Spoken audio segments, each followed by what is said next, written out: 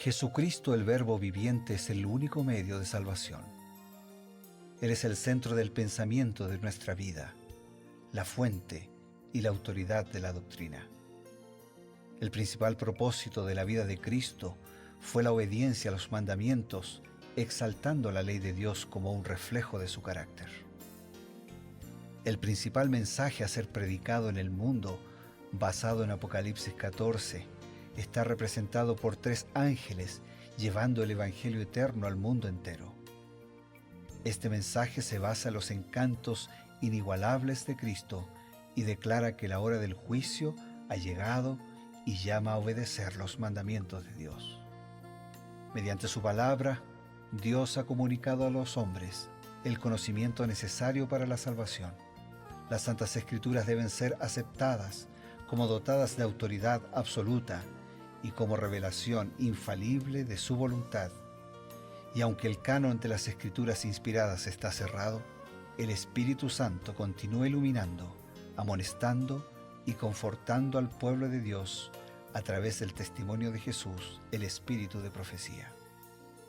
El camino a la vida se traza a través de un camino angosto que debe ser recorrido con confianza a las promesas que Dios dejó a hombres y mujeres fieles que dedicaron sus vidas hasta la muerte por el Evangelio eterno.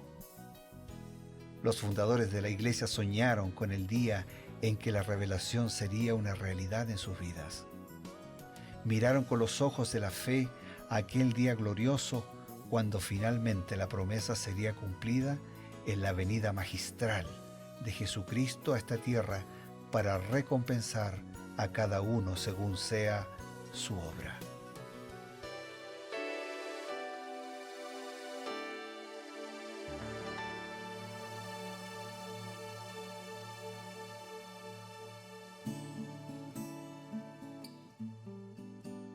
Qué grato es encontrarnos una vez más a través de la señal de Nuevo Tiempo, la señal de esperanza, en este programa Creed en sus profetas. El programa que se dedica al análisis, a la reflexión de un capítulo por día, acompañando a otro programa similar que es Revivados por su Palabra, pero esta vez con un complemento, el consejo del Espíritu de Profecía, al tocar algunos de los temas abordados por estos capítulos. Para esta tarea, siempre nos congregamos junto al pastor Bruno Razo. Gracias, Pastor Eber, y lo hacemos con gusto. Y lo que hacemos es seleccionar algunas preguntas, los temas más destacados del capítulo, y leer y reflexionar sobre lo que Elena de White expresa en relación a esos temas, buscando siempre conocer más, pero conocer más para vivir mejor, ¿no? Hoy nos detenemos en 2 de Samuel, capítulo 14, pero antes enviamos un abrazo, cariño, respeto a todos nuestros amigos, a todos nuestros hermanos. Pastor, en este capítulo nosotros vemos a Joab, uno de los grandes capitanes de David, pero que sentía una simpatía especial por su hijo Absalón.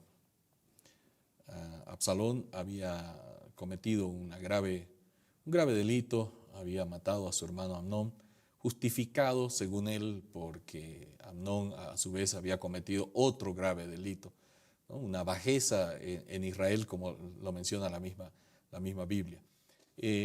Finalmente, después de un tiempo, Joab, utilizando un truco,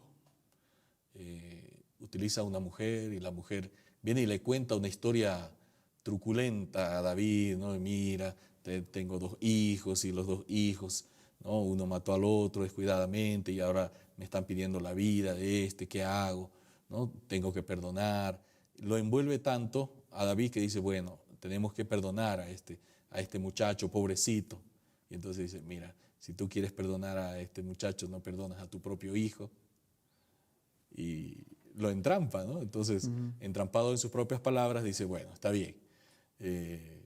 Lo dejó sin salida. Lo dejó sin salida. Entonces, que vuelva a Absalón. Solo que David no le permite a su hijo volver al palacio. ¿Qué nos amplía Elena White a este respecto? Muy buena introducción. Patriarcas y Profetas, página 721, leemos. Se le permitió a Absalón que volviera a Jerusalén, pero no que se presentara en la corte ni ante su padre.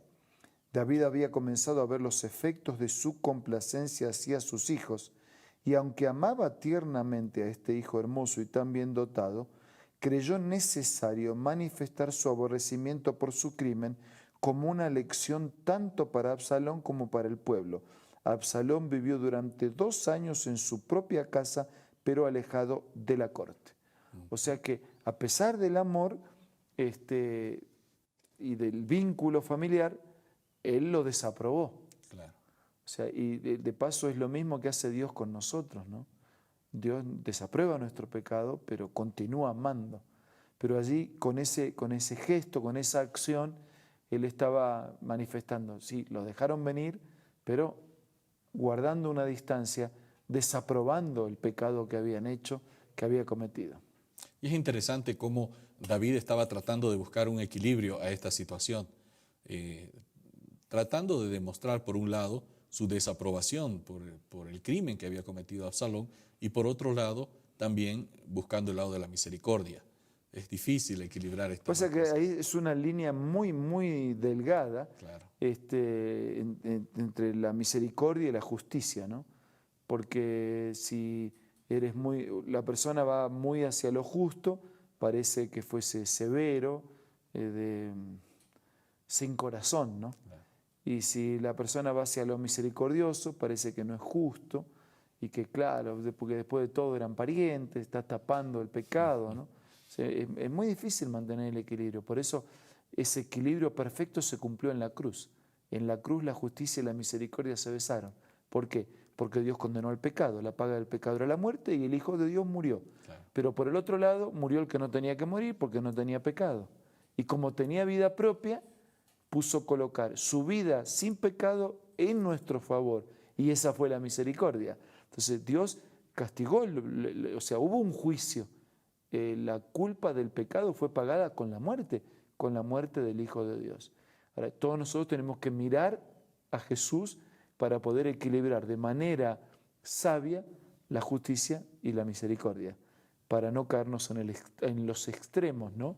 de ser temerariamente severos, estrictos, o extremadamente flojos, Claro. y dejar pasar todo y caer en un relativismo de que todo se vale. justifica y todo vale. Así es, pastor. Bueno, completando esta historia, después de un tiempo, nuevamente ayudado por algunos funcionarios de David, Absalón consigue volver a la corte. Sin embargo, Absalón tenía otros planes en mente. ¿Qué nos dice la inspiración que nos ayuden a entender la conducta de Absalón? Dice Elena de Joab, gracias a la influencia de Joab, Absalón fue nuevamente admitido en la presencia de su padre, pero aunque exteriormente hubo reconciliación, él continuó con sus proyectos ambiciosos. O sea que él experimentó una apariencia de reconciliación. Asumió una condición casi de realeza, haciendo que carros, caballos y 50 hombres corrieran delante de él a donde quiera que iba. Y mientras que el rey se inclinaba cada vez más al deseo de retraimiento y soledad, Absalón buscaba con halagos el favor popular. O sea, fue demagógico, fue político en el mal sentido, ¿no? Muy astuto. De la expresión, fue astuto para el mal, así que Calculador, podríamos decir. fue calculador, fue simulador. Claro. Cuando el arreglo no nace del corazón, tarde o temprano se nota. Y al notarse, parece que David como que no le importaba mucho. Incluso más adelante nosotros vamos a ver que David prefería dar la vida, su propia vida, en vez de ver morir a ese hijo, ¿no?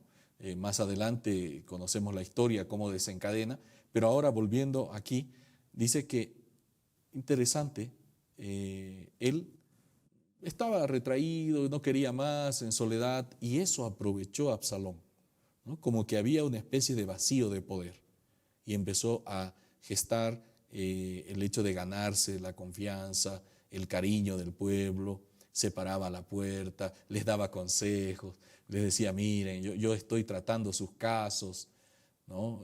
Mientras allí en el trono nadie los atiende. fue bastante astuto, calculador, como ya se mencionó, y poco a poco fue abriéndose camino para conquistar los corazones de los súbditos de Israel. La actitud de Absalón es la misma actitud que tuvo Lucifer en el cielo y que tiene Satanás en la tierra y que tiene todo aquel que vive a espaldas de Dios, ¿no? Satanás también dijo, Dios es muy exigente, muy injusto. Si yo tuviera esto en mis manos, decía Lucifer, ¿no?, las cosas van a ser distintas. Yo te voy a dar lo que no te dio otro. Claro. Y la sutileza del engaño es tan así misteriosa. Satanás logró conquistar la tercera parte de los ángeles del cielo. Impresionante cómo Lucifer trabajó con una astucia, con una sutileza. En un lugar donde todo era perfección. Sí. Usa la misma sutileza con toda experiencia para hacer lo mismo aquí en la tierra. Y por eso dice que el diablo, sabiendo que le queda poco tiempo, como león rugiente, anda buscando a quien devorar. Y tenemos que tener cuidado porque este es un enemigo astuto, aunque vencido, quiere perjudicar a la mayor cantidad de personas. Su suerte está echada, pero a cuanto más arrastra, mejor cumple su propósito.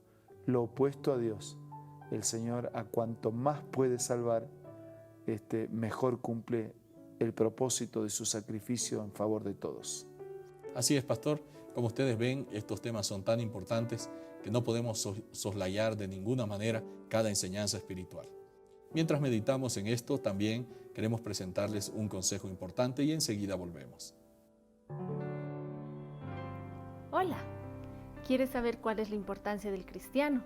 Acompáñame en la lectura de esta cita. La importancia del cristiano no depende de la posesión de talentos brillantes, de una cuna eminente o de facultades maravillosas, sino de un corazón limpio, un corazón que purificado y refinado reflejen la imagen de la divinidad. La presencia de aquel que dio su vida por nosotros embellece el alma. Los hombres de oración son los hombres de poder. Serán capacitados para conducir a los pecadores a la cena de bodas del Cordero. Esta cita tú puedes encontrarla en el libro Hijos e Hijas de Dios, escritas por Elena G. de White, y lo puedes adquirir para que sea parte de tu biblioteca personal ingresando a la página www.aces.com.ar. También puedes hacerlo buscando una iglesia adventista del séptimo día cerca del lugar donde tú te encuentres. Y si te gustan las aplicaciones y la tecnología, puedes descargar la aplicación Elena G. de White del App Store o del Play Store.